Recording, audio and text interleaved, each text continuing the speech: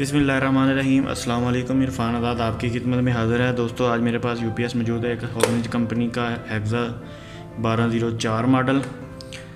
तो इसमें जो फ़ाल्ट है वो मैं आपको दिखा देता हूँ कि इसमें फ़ाल्ट क्या आ रहा है। ये मैं इसको ऑन कर रहा हूँ और ये देखें, अभी मैंने इसको ऑन किया लेकिन ये यूपीएस ऑफ़ नहीं होगा। अभी ये देखें, इसको मैं ऑफ़ कर रहा हूँ तो ये ऑफ़ नहीं हो रहा। ऑन तो हो जाता है लेकिन ये यूपीएस ऑफ़ नहीं हो रहा। इसमें एक फ़ाल्ट और भी है कि जैसे कि अभी ये ऑफ़ नहीं हो रहा, कुछ लोगों के ज़हन में ये होता है कि इसके स्विच का मसला है कि स्विच की वजह से ये ऑफ़ नहीं हो रहा। हालांकि ये स्विच का मसला नहीं है। अगर हम अब इसको चार्जिंग पे लगाएंगे तो ये चार्जिंग भी नहीं करेगा।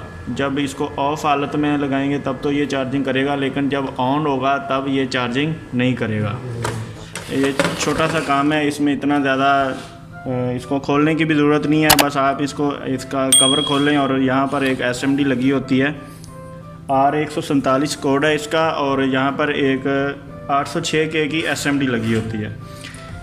806K इसकी वैल्यू होती है और इसका जो SMD का कोड है वो 88D लिखा होता है इसके ऊपर। 88D SMD जो है ये 806K की इसकी बनती है वैल्यू, और यहाँ पर एक 10358 नंबर का IC भी लगा हुआ है। 88D जो SMD है इसको हम चेंज कर देंगे। चेंज करने से क्या होगा कि इसका फॉल्ट जो है वो क्लियर हो जाता है। अक्सर ये होता है कि हम अगर इसको रीसोल्ड कर दें इस IC को और इस SMD को, या हीट दे दें, तब भी ये फ़ाल्ट क्लियर हो जाता है। लेकिन उसमें रिस्क हो जाता है कि वो फ़ाल्ट ज़्यादा देर तक नहीं चल पाता, 2-3 दिन के बाद फिर वो दोबारा वही फ़ाल्ट देगा। तो इसीलिए इसका परमानेंट हल यही है कि इसकी जो रेजिस्टेंस है उसको हम चेंज करेंगे 88D को।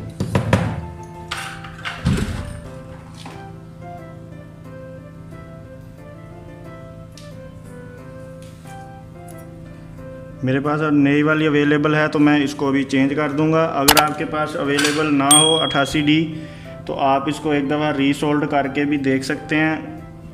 रीसोल्ड करने से यूनिट जो है अक्सर ठीक हो जाता है, तो इसीलिए आप रीसोल्ड करके भी देख लें एक दफ़ा। अगर आपका फॉल्ट क्लियर हो जाए तो आपको चेंज करने की ज़रूरत नहीं है। लेकिन इसका जो परमानेंट हल है वो यही है कि इसको चेंज करें। इसको चेंज करने के साथ साथ इसका जो IC है 10358 उसको भी एक दफ़ा रीसोल्ड कर देंगे।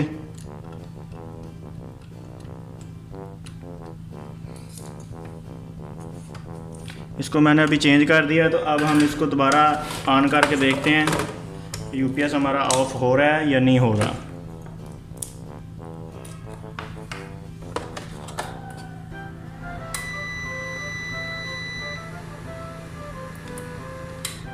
ये देखिए, अभी ये यूपीएस ऑफ हो गया है।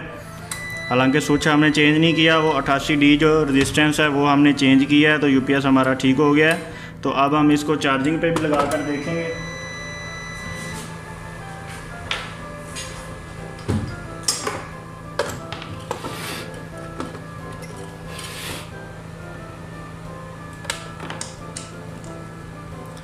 इसको मैंने अभी चार्जिंग पे लगा दिया है, तो अभी ये चार्जिंग पे भी शिफ्ट हो जाएगा। जब पहले बंद नहीं हो रहा था तो उस वक्त ये चार्जिंग पे भी शिफ्ट नहीं होता।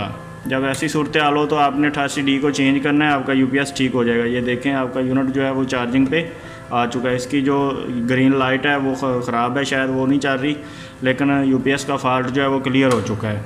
तो उम्मीद करता हूँ कि आपको आज की छोटी सी वीडियो अच्छी लगी होगी। अगर वीडियो अच्छी लगी है तो शेयर करें, लाइक करें और कमेंट सेक्शन में अपने राय का इज़हार ज़रूर कीजिएगा। और जिन दोस्तों ने अभी तक मेरा चैनल सब्सक्राइब नहीं किया वो चैनल को सब्सक्राइब कर लें, साथ मौजूद बेल आइकन को दबा लें।